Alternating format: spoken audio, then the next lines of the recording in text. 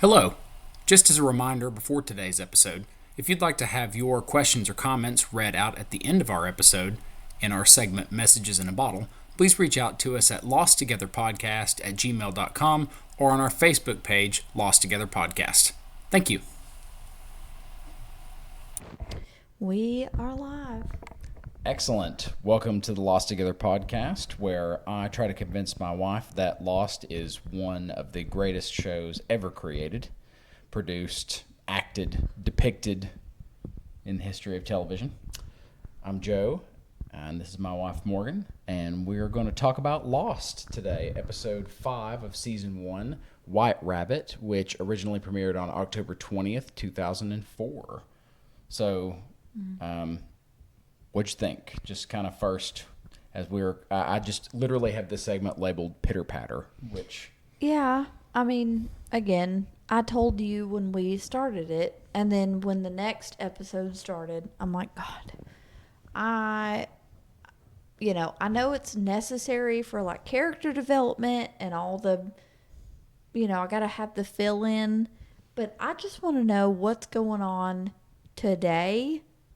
I don't care about, like, when you're a kid, and this is more, Jack was a kid. We got to learn about Jack as a kid and his life and what's informed him as a person, Well, per the name... But it was good. It was good and makes sense, I think.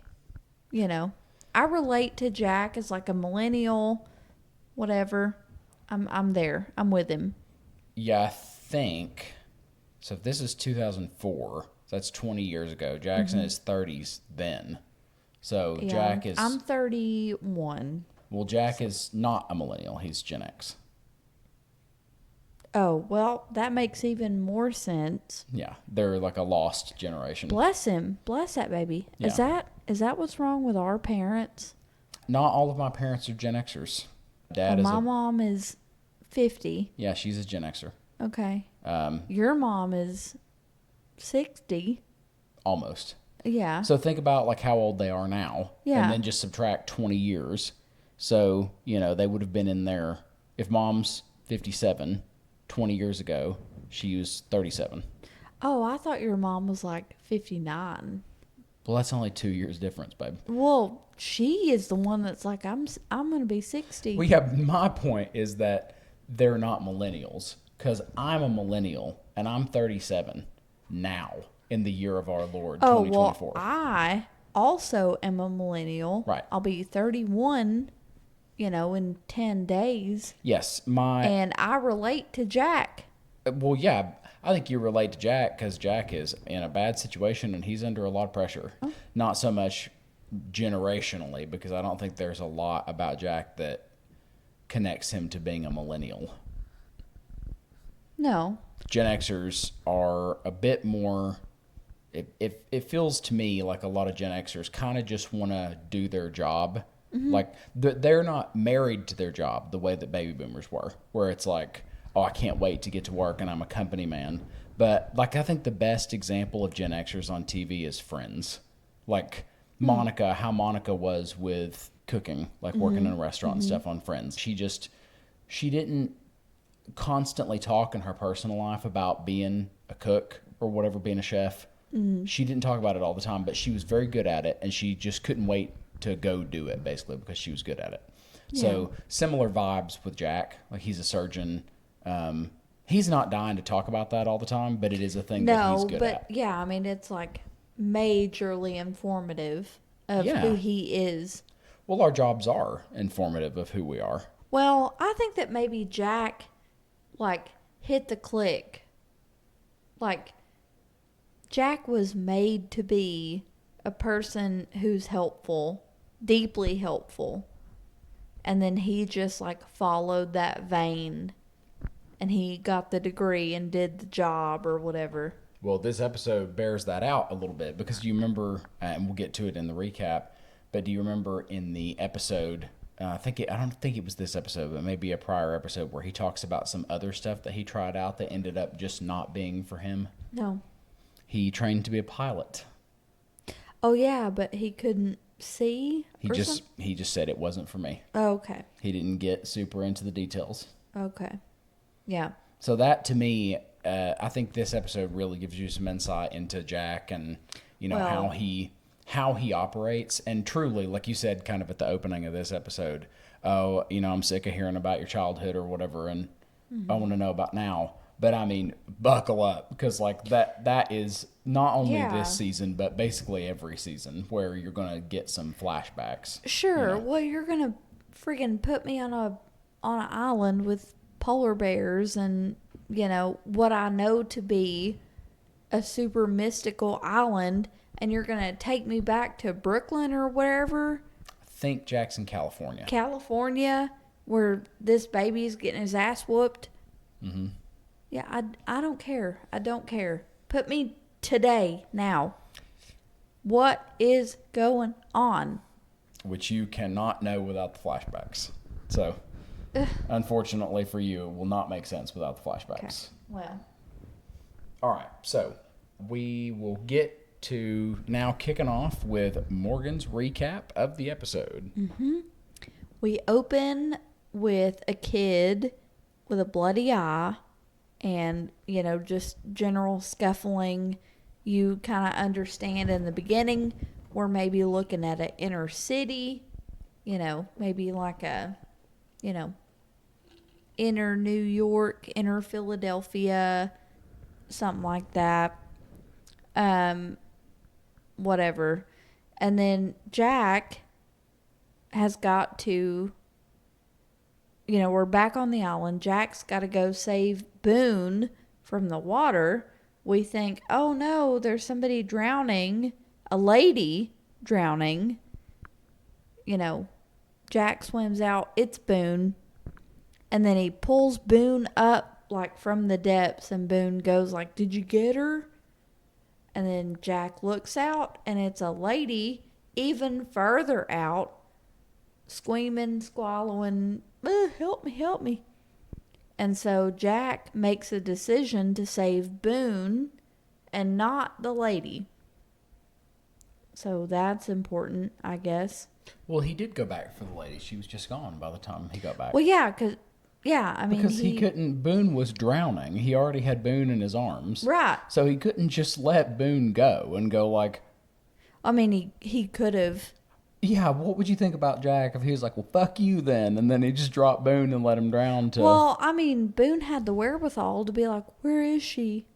In the water. I think it's pretty clear from his demeanor that he would have drowned if Jack let him go. For sure. I mean, he was like, he was gone. Yeah, Jack had to go under and pull him up. Right. Yeah. So, I mean, but even when Jack pulled Boone up, that lady was like way out there. Way out there. Right. Yeah. So, her name was Joanna, that lady, according to my notes. And then once like Jack's back on the island, he's all pissed off because he couldn't get both of them. And he's talking to Kate. And he says, I decided not to go after her, and I didn't try. So I think that's interesting, but we'll come back to it. So we'll just kind of put an asterisk there and come back to it. Okay. Jack sees Slender Man. Once he says that, he sees Slender Man, the man in the suit, in the water. Yeah, to be clear, this is one of Morgan's nicknames. He doesn't see actual entity Slender Man from 2010's online like video game. A weird, non-formish dude out there in a suit. And so he asks Kate, he's like, do you see that? She says, no. So then Jack's off. He's gone. Gone. We learn that Sun, the Korean lady, she's like expressed, hey, I think maybe because we've been here 6 days, nobody's coming, maybe we should like talk to the other people. And then your guy, he's like, no, we're not doing that. Why are you hold on. Why are you calling him my guy? Because I don't know his name, and I call him Jesus. His name is Jen. Jen. They say his name in the episode. Okay. Jen is like, no, we stick to ourselves. We're not doing that. She makes it apparent that she would like, she's like, we're not trying hard enough to communicate with the other people here. And Jen's like, we don't need them. Don't worry about it. So important. Important. I'm annoyed with Sawyer. I'm annoyed. Well, that's reasonable based Yeah. on his behavior, Yeah. demeanor, character, face, and general. Well, like, Sawyer keeps not being what people say he is. What do you mean?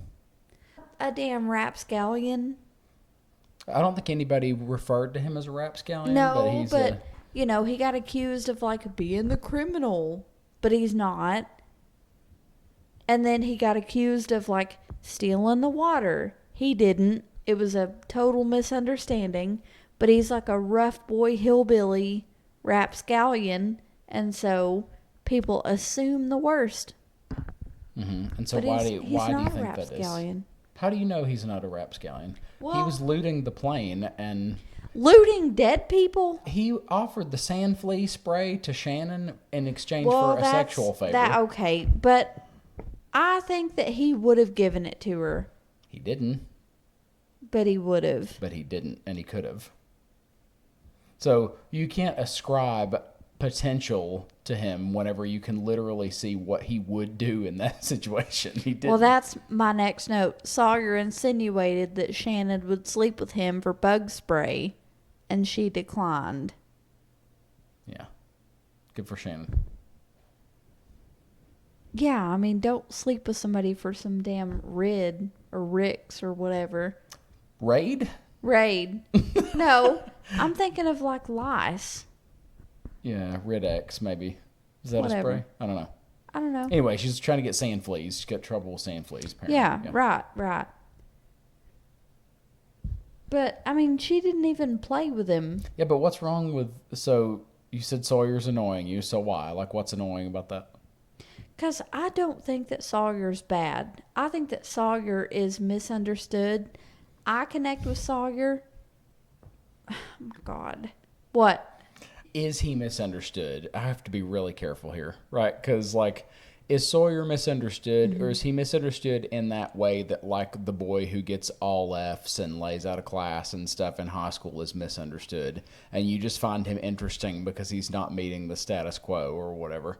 Is he actually misunderstood, or is he misunderstood in you're like a kind of a teenager in this situation, and he's, Fair. you know... Fine. You know. Fair. Fair. Now, he may be misunderstood. I'm not saying that he's not. I'm saying that contextually, I don't think you have evidence to believe what you're believing. But this Well, is... I'm telling you emotionally that I connect to Sawyer. Well, this, between us, is literally like a Jack and Locke situation. So I'm telling you, I'm Jack here. You don't have evidence for what you believe here. And you literally don't. There's no argument. But, like... You believe it anyway, and that is why Lost is great. So, moving on. Okay. Go ahead, Locke. What else is there? Yeah, a note about Jack being pissed that he keeps getting chosen to like be the leader, and then there's a some communication. Jack, Hurley, and Charlie going down the island, and they're like, we don't have any water. And we don't have this and we don't have that. And Jack is like hustling down the beach. And Charlie and Hurley are right behind him. Ooh, help me. Jack is not about it. Not about it. Okay. Next note, Slender Man is Jack's dad. We know that. And then we go to the thing about like Jack's dad is like clinking the glass around in the cup. Mm-hmm. And that's like a formative thing for Jack. And he walks in, and his dad's like in the study. And then his dad tells a story about, oh, today I was on the operating table with a boy about your age. A girl, whatever, a kid, your age. Jack, you're like maybe 10, maybe. And I, you know, I was doing surgery, had their heart in my hand, and then they died. And, you know, I came home and washed my hands and had dinner with you and your mother. And you don't have what it takes to do that. Which, like, does any 10-year-old have what it takes? Because guess what? Jack is like the freaking, he's leading this island. Him and Saeed are leading this island. Yep, they are. So in different capacities. Yeah, maybe Jack's dad can suck a tit. Yeah, I think obviously what I took from that is just that Jack doesn't have a very good father. I mean, there's not really much else to. I think anybody who can look a 10-year-old in the face and say, I saw somebody die today, and you can't. Yeah, I mean, also to talk about, we'll come back to it when you get to the end of your recap, but like it's a generational thing too. I mean, Yeah. Dr. Shepard is a boomer. And so that may for him be tough love he's given his son. He may still see it as love that he's given him, but that's fine. But then we are, flash back, and Jack is at his parents' house. Man, Jack's mom is giving him fully up the road. You gotta go get your dad. You gotta go get your dad, Jack. It's your dad. dead on impression. Yeah, you don't understand the pressure your dad's under. Jack's like, that is not my job. Not my job, not my job. Then we find out that Jack and his dad have not talked for 2 whole months. Mm-hmm. And then Jack's mom is like, you know how your dad is? He eloped and he's in Australia, I guess. Go bring your dad home. Bring him home, Jack. So that's why Jack's on the plane. He was going to get his damn daddy. Yes. Okay. Okay. Claire passes out. She's gone from the heat. The water's gone. Turns out it was Boone. Boone stole the water. He thought he was doing a good thing. He's like sneaking her water in the tent. That baby is coming. That baby is coming anytime. Turns out it was the Korean lady that had the water. And Sawyer said, I traded the Korean lady for the water that Claire had for a fish that Jen caught. But everybody thought like, oh, Sawyer stole the water. Mm-hmm. Well, Sawyer's not doing himself any favors. He's... Yeah, because he's like the convict or whatever. But he's not a convict. No, but he's like a dick. He's a dick. I thought you said earlier that you didn't think he was. That you didn't think he was a bad guy. He acts like a dick. But I see Sawyer as a deeply wounded, defensive person. Right. Jack obviously is a deeply wounded person, but he internalizes all that, and Sawyer puts it all on the outside. Yes. Yeah. So he really didn't steal the water, and he's like, oh, I traded that fair and square.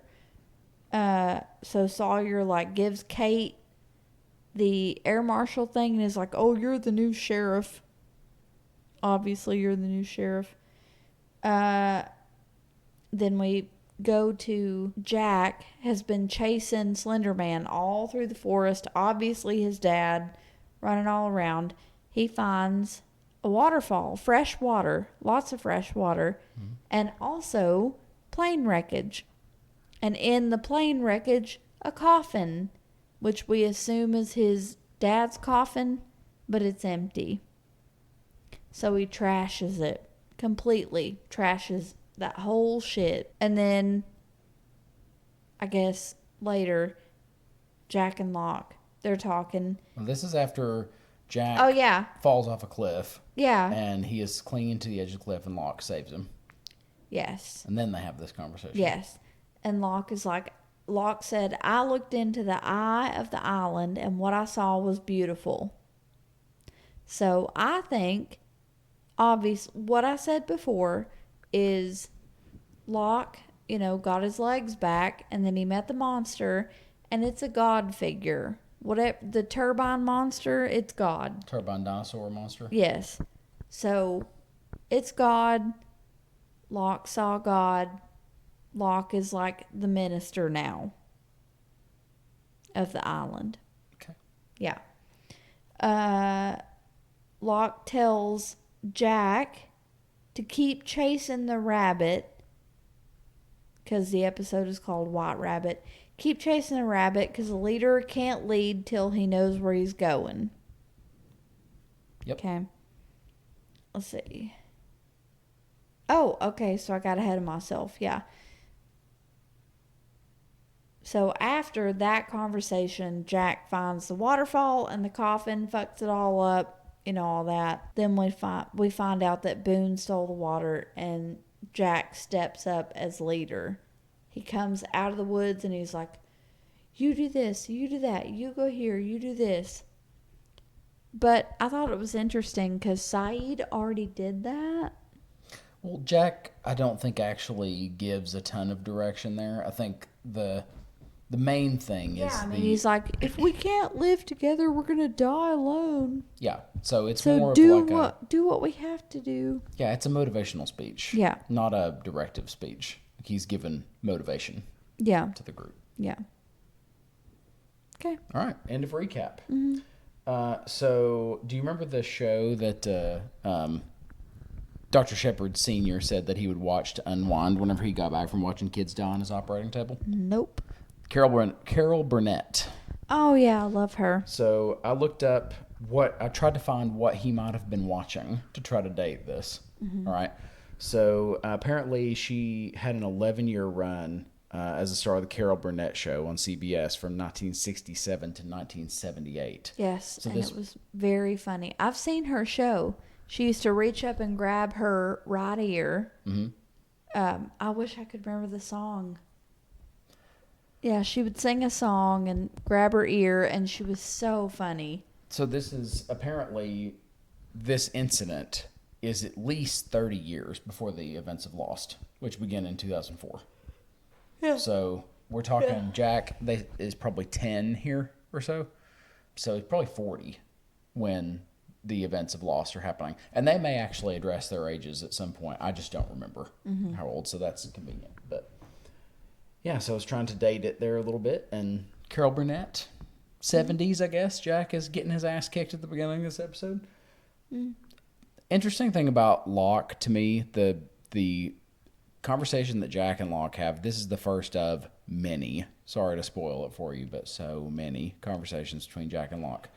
I think it's interesting that Locke seems to have so much insight into what Jack needs when it wasn't very long ago that he was explaining his desire to go on a walkabout to a sex worker who he thought was his girlfriend. And she clearly explained to him that she wasn't. So he doesn't have a ton of self-insight, I don't think. But I think that's a weird take. Jack thought that somebody was his girlfriend that wasn't. Or not no, Jack, sorry. Jack didn't. Locke. Locke No, sorry. did. Just a misspeak. Locke is fully and completely, literally living out his D&D campaign. This man... I mean... The risk. Yeah. Yeah, how old is Locke? Probably in his... 50s. Okay, late 50s? Mid-50s, probably. I'd say between 55 and 60. The actor Terry O'Quinn, I think, was 53 or 54. Yeah, I don't care about that. His character. How old is Locke? Yeah, well, whatever. It doesn't matter. 53 and 55, not a huge jump, I don't and think. Before that, he was a literal paraplegic. And now the sumbitch is out on an island killing boars. He's not himself.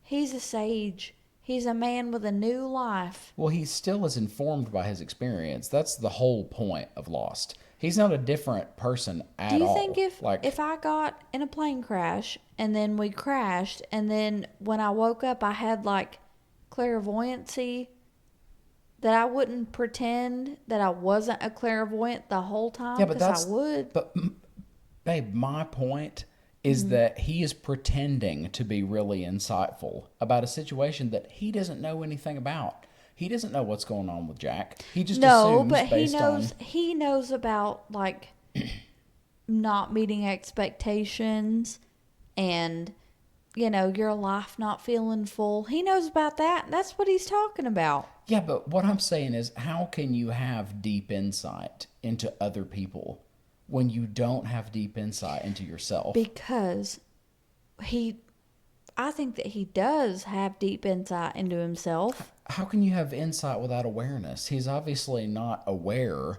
of his situation. Who? Locke. Locke is not aware of himself. They literally just showed you an entire episode where he thought he was going to get to drive a wheelchair around on a walkabout, right? And he was also he was in a relationship with somebody that he wasn't in a relationship with. Oh my God, how are you so smart and so wrong? I'm what do you know 100%. about delusions? But that's what I'm saying. Like, he is deluded, so how can he be insightful? You can't be those two things at the same time. Because even delusional people, because I would not say that Locke is like ill mentally, because that's where you get into like what you think is just not real, like completely not real. Well, a delusion is a strongly held belief that you'll believe even when you're presented with clear evidence to the contrary. So for okay. Locke, he believes he's in a relationship with this sex worker. Mm-hmm. He isn't. No, of course he's not. So we know that he at least lacks enough awareness and insight to know that he's not in a relationship with this person. So he doesn't know that. He at least lacks that level of insight. No, we know that. That's a fact. That's not debatable. That's a fact. Okay, he tells his dickhead boss, Randy, who he cares to impress, that he's got a girlfriend. He also tells her that he bought her a ticket to Australia. He's also super emotionally vulnerable with her. A sex worker. Yeah, a person. Yes, she's a person, but she's not interested. That's my point. It doesn't matter what job she has. She's not interested. Well, like, were you interested in me for every second that you knew me? No. It grew and developed, and as things do. I don't think it is. And I think that poor Mr. Locke, he was not disabled his whole entire life. Correct. So, 4 years ago, imagine, what a strike that would be to your masculinity, your self-confidence, your belief in your ability in yourself, to suddenly be disabled. Mister, I work out 6 days a week. Yeah. Listen, I just think it is not at all controversial to say that somebody who is not aware that he is not in a relationship with somebody might possibly lack some insight into a complete stranger. Like, I so disagree with you. yeah, but you don't have any evidence to support that. That's not true. Also, I would consider the fact that you're talking to somebody who's seen the entire run of this show. I'm telling you that I know the ending. think that Locke felt like he connected to Helen emotionally deeply. Yes. Even if it was like completely fabricated on Helen's end, which it was, I'm sure, because she's getting paid. I can doing fake, her job. Sure. Yeah, sure. I can fake anything you need me to. You could too. It just, over the phone, whatever. But now on the island, Locke, nobody knows him. Nobody knows anything. Nobody knows he can't walk. Nobody knows shit. He is a full fabrication of everything that he could have been, what he wanted to be, this big, go kill a boar, sage, kind to children. He's everything. Great, but you're not doing anything to prove that he has grand insight into a stranger, which is my point. Okay, fine. What I was getting to. You haven't presented anything. I think, based on this, Locke cares deeply about emotionally, personally connecting with people. Yeah. Because That's fair. He's in a wheelchair. What can he do besides be like, hey, here's me. Do you love me as a person? Because I can't give you everything, Yeah. everything. So I think he does connect like, hey, you are damaged. I was damaged. I'm not anymore because we're on the island. And the island god, who I looked in the eye and is beautiful. One of my favorite things about doing this podcast is the challenge that I have to give myself to not spoil things for the future. But I'm going to give you the first hint toward the future.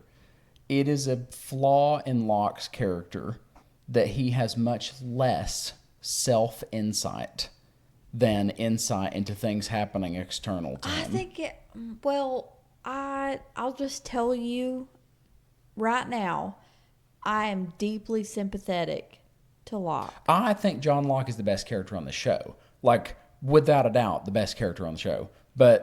And definitely the reason that the show is good. Yeah, imagine But literally if tomorrow you woke up and you had every superpower imaginable. Listen, all of them. I think you are thinking that I'm thinking Locke sucks or something. My whole point is that he is putting on a show of like, ooh, I'm wise, I'm a sage, when he isn't.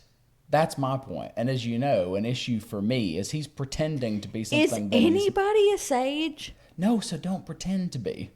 But there are sages. There are wise people. Why can't he be one? Well, I think that... He literally has lived 2 completely full-ass different lives. But that kind of wisdom comes with time and exposure to the person that you're talking to. No. Yes, he doesn't have any idea what happened with Jack. And by the way, neither do you yet, because there's a huge missing piece. Jack has got some big old daddy issues and an alcoholic daddy that elopes. Oh, there is a lot of characters on this show with daddy issues. All right. Oh, for sure. And I bet Kate doesn't even know her daddy. Well, anyway, yeah, I won't get into that. But yeah, so yeah, well, interesting digression. Everybody there. either has a daddy that didn't love him right or a mommy that didn't love him right.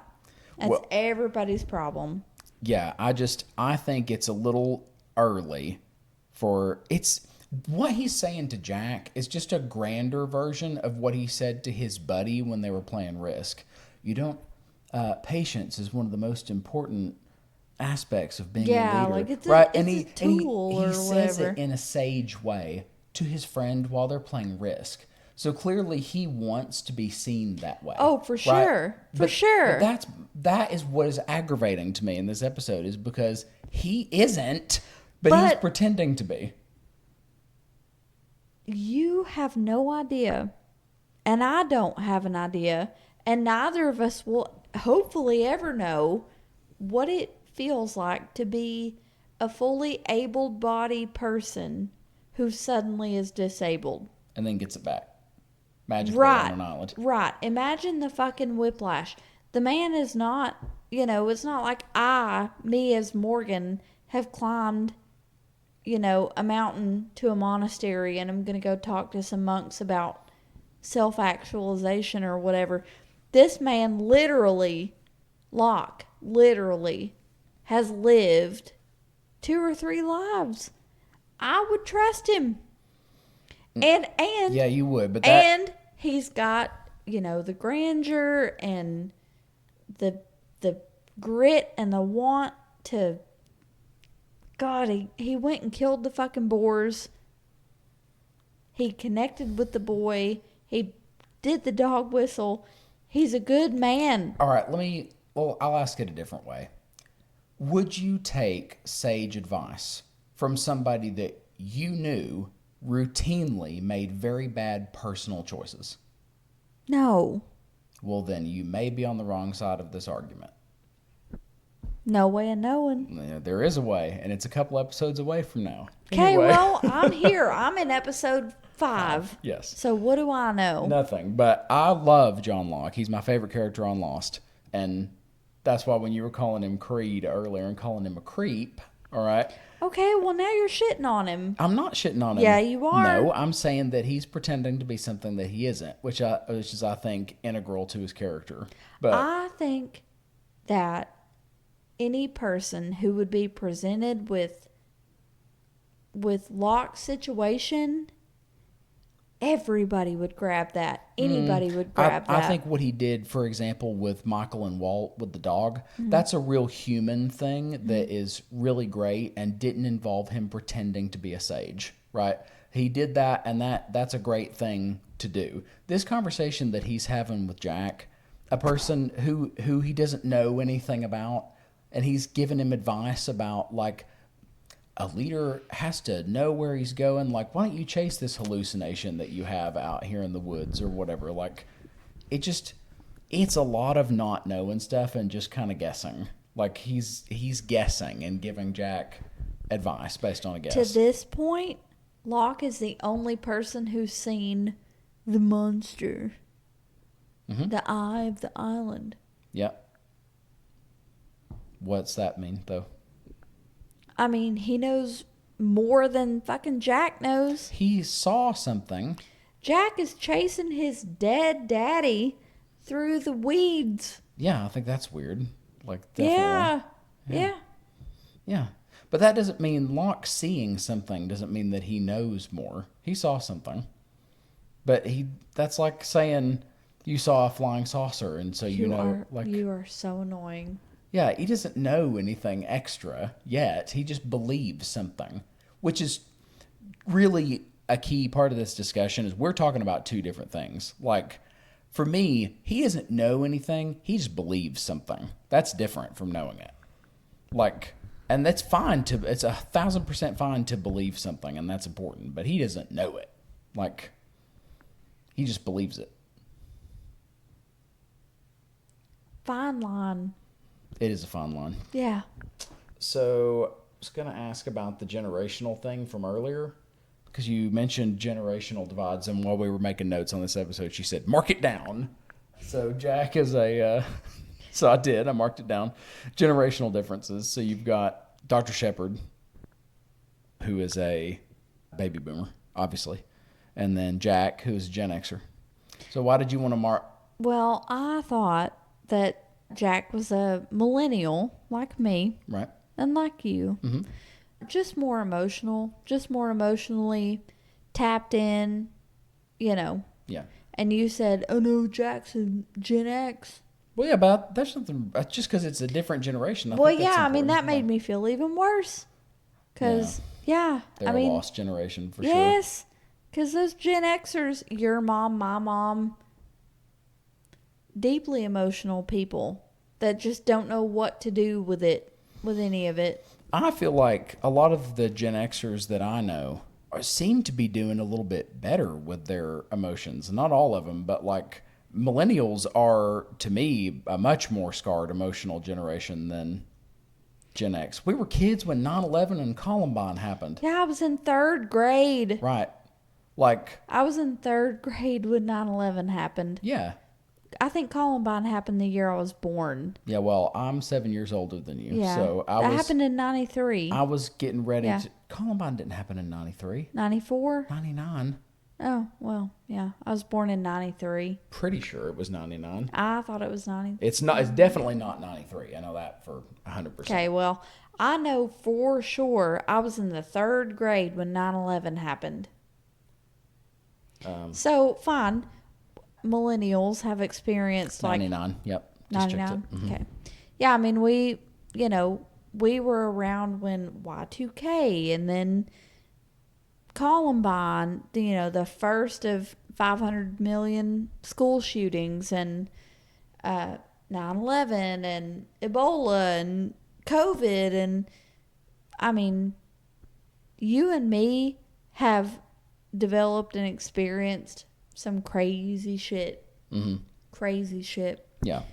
Our parents didn't, I mean, they did like the Berlin Wall and Stonewall, and I mean, they had shit going on. The AIDS crisis, they had shit going on. I think the main thing for Gen Xers is that they were a really big latchkey kid generation. Yeah. So, like, Yeah. lots of Gen Xers were but- kind of but- left to fend for themselves. Yeah, and so, but our kids could be latchkey. We just know better. There were all the evil that's happening now was happening then. It just, there wasn't the coverage. Yeah, I mean, I was a latchkey kid. Yeah, in New Center, in Sevierville, Tennessee. I mean, Yeah, I mean, latchkey kids were everywhere back then. yeah, So, but like, I mean, okay, talk to me about a latchkey kid in Queens, New York, or, you know. Yeah. Well, I mean, America's a big place. There's latchkey kids everywhere. Yeah, I know, I'm saying, like, things have developed. The world has developed. Awareness has developed. Our parents, first off, did not have a choice. Just like we don't have a choice with our 3 kids. You just got to do what you got to do. Right. As far as, you know, if we have to be at work, thank God we have resources. Not everybody does. That's true. Yeah. All right, so let's do predictions, unless you got anything else from this episode. Yeah, no, let's round out that conversation. I don't think we got where I was going with that. Which one? The generational thing. Oh, okay, so where are we trying to get there? With the Gen X and millennial thing, I think that our parents are just as soft, like deep down, just as soft as we are. I think that probably, what's after millennial? Gen Z. Gen Z. And then Gen Alpha. Yep. Okay. Unpopular. But I think we're getting softer and softer. But Is that unpopular? Because I think every generation ever has thought that. well, I think that our generation was raised by a deeply wounded generation. Because I think that Jack is a really good picture of Gen X. I think so too. Look how deeply wounded this poor boy is. And then he grew up to be, you know, a leader, a doctor, a man of science and medicine, and a person that anybody would trust, but is deeply, deeply wounded in the middle. He's soft. Yeah. We're all soft. Well, that's the human condition. I'm not sure that that's because but I think that maybe the ability to pretend ends with us, me and you. I don't think that our kids or their kids or the ones after. I just don't know. Can they fake it? Could they make it? Would Well, any of our kids be Jack on the island? Yeah, of course they would. You think? Yeah. I mean, look, they're not surgeons. Well, but, you know, that's the dynamics on the island. Like Jack being a surgeon, that's just luck. Like, you know, if they didn't have a surgeon on the island, they'd find another way to get by. You know, there are primitive societies all over the planet that don't have surgeons where people live and thrive. Yeah, So, you know, I think that's more of like humans living in groups. Like they we're a social animal. You know, humans are social, so living in groups. And Jack's right. If they don't learn to live together, they will die alone. Real literally on this island. They don't seem to understand the kind of strength that they have in numbers. Right. Because they're bickering about stuff that doesn't matter or whatever. And dick measuring, Sawyer and Jack, and kind of Locke and Jack. Yeah. Great episode. I think Loved it. I think it's great, but there are many better ones to come. I'm specifically looking forward to the next one's pretty good. I think it provides a lot more insight than the other flashbacks did, because the next one is called House of the Rising Sun. So that's about, Obviously, the Korean people. yes. Sun and Jin. Again, I just keep reminding yourself what you thought about Locke, and remember that how wrong you were. That, Oh, yeah. yeah, I promise you, no matter what you think about these people, you will be surprised by the Yeah, because backstories. I think that Sun is obviously like, and I know that it's cultural, like how women and men deal with each other, but for a Western culture, I think that Sun is um, disempowered, Mm-hmm. subdued, abused, Yep. Yeah, I agree. obviously like a deeply suppressed human being. I agree. Yeah. All right, so predictions for this next episode, House of the Rising Sun. Why are they behaving the way that they are? Because the episode will attempt to explain that. Maybe she was like an assassin and she got caught by Jin, who she was going to kill. And then she fell in love with him. I don't know. I have no idea. Yeah, I mean I'm not sure that's a super annoying question as you. It is annoying. I don't have enough context. Well, I'm going to give you a 23 for that half-assed prediction that you just gave me out of 50. Really? Yeah, so fuck off maybe and try harder on the. Yeah, maybe adjust your attitude and try Okay. harder on the what the fuck is going on question, because I would say that I'm going to give you a 23 out of 50 for that half-assed prediction you just did. Snarky. So, yeah, so this episode might be pleasantly surprising to you. Cool. All right, now what the fuck is going on? Love this segment. Yeah, I mean, obviously, because I still don't know if, I can't decide if Jack's dad is really dead or if he was dead and now he's living and he's tropesing around the damn island in his funeral suit. Sure. Because, in a 747 or whatever with all those people, presumably there are dead bodies and animals and cars and what have you on planes. You just don't know. What you know is your seat and the people you can see. Planes are ginormous. You can fit all kinds of shit. Mm-hmm. Could have been another coffin, another casket. True. Could have been that the casket fell 40,000 feet out of the air and then Jack's dad is strewn about, somewhere else on the island or in the water or whatever. Sure. Okay. But based on what we're seeing, the sumbitch is running around. I don't know. All right. Yep, that's a 4. But Okay. Yeah, I mean, my brain tells me that Jack is obviously dealing with some deeply emotional things, hallucinations. He's not been sleeping. He's seeing his daddy running around. He's working through it. okay. All right. So, anything else about this episode? No. All right, then we will move on to my favorite segment, Messages in a Bottle. All right, so for this episode, instead of an email, we actually got some comments in a Facebook thread on. I want to actually make sure that I plug the post correctly. So it's on the Facebook page, Lost, disproving the, quote, unanswered questions myth, all in capital letters, for good reason. Completely agree with the capitalization there.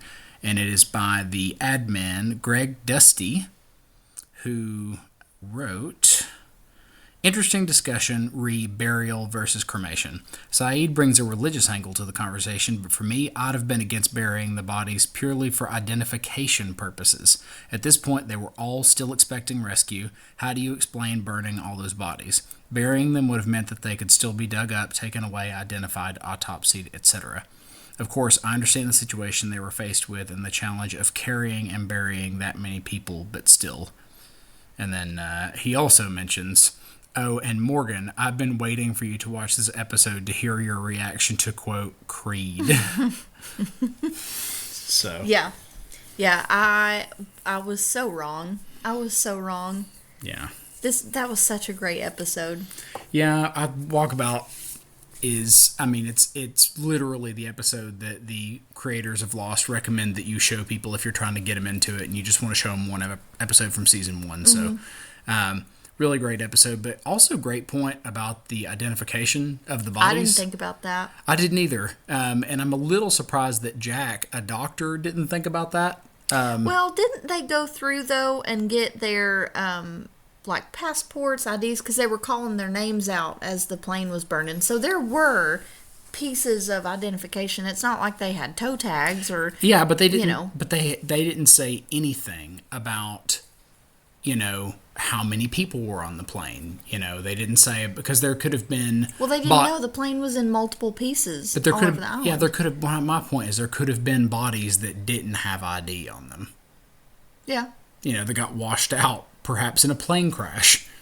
What could you possibly do about that? All I'm saying is, Greg's got a really good point. Yeah, I hadn't thought about the identification thing. No, I mean, I really hadn't either. I would assume that in a situation like that, family members would just have to find out, like, from the airline, I guess, like, hey, was so-and-so on this flight that disappeared and we never found him again? And they go, yeah. Yeah, I mean, I don't want to get dark, but it's, if you think about it, if somebody had come to find them, they find survivors on the island. Yeah. And even if they say we burn the bodies, people back at home will not get the right closure because there were survivors. So if they can't verify that their loved one was dead, they're gonna they might be like, oh God, they're still out there traipsing around with the turbine dinosaur monster. Yep, exactly. Yeah. Polar bears. Yeah. So that's a great point. Something I definitely didn't think about. And so I think if you're in that situation, does it change what you want to do with the bodies? No. Still want to burn them? Yes. Yeah, I mean, I think the defense, because Greg said, like, I think he says, how would you explain burning the bodies? I think you just explain it with the truth in that case, because it's pretty early at this point. It's the most efficient way to deal with that. Well, you just go, if the rescue party gets there and they go, what the hell, why did you burn all these bodies up? And you go, hey, boars. It was attracting boars, right? And also it stunk, like it was the smell of dead bodies or whatever it was. In a hot tin can, basically, on a beach. I think that you'd be forgiven for almost anything, except for like Lord of the Flies type stuff, which we'll get into, obviously, as the season goes on. But But if you'd be forgiven for almost anything if they found them, especially at this point. Like they go, oh, well, that's not ideal that you did that. But it would be understandable to think that nobody would be coming for you. I guess so. I mean, it's not been that long. I think it was 6 days at this point. That's not that long. Yeah, it's pretty long time. People have to look the whole ocean. Yeah, but this isn't Castaway. Like... He didn't get in any trouble. Nobody was mad at him when he came home, so... No, but he didn't have his wife anymore, and... Well, they weren't married, but they were going to get married. Kelly. Yeah. Oh, Kelly. Kelly. Marrying the dentist. Married the dentist. Oh, I know. There's always some asshole doctor on these island stories where there's a plane wreck. Yeah. Yeah. All right. Well, thank you, Greg. And if anybody, definitely recommend his Facebook page, which has kept me satiated with Lost content since I finished watching the show. And now I'm so happy to be able to contribute to the Lost content that is out there that is not lost. It's found if you're listening to it. So it's Lost, disproving the unanswered questions myth. And a really, really great page full of a lot of really, really great content. And Greg himself, really, really great. Thank you also so much for letting me post the podcast on your page. We're very, very grateful. Yes, for that. we are. Thank you, Greg. All right. Thank you so much, and we'll see you next time.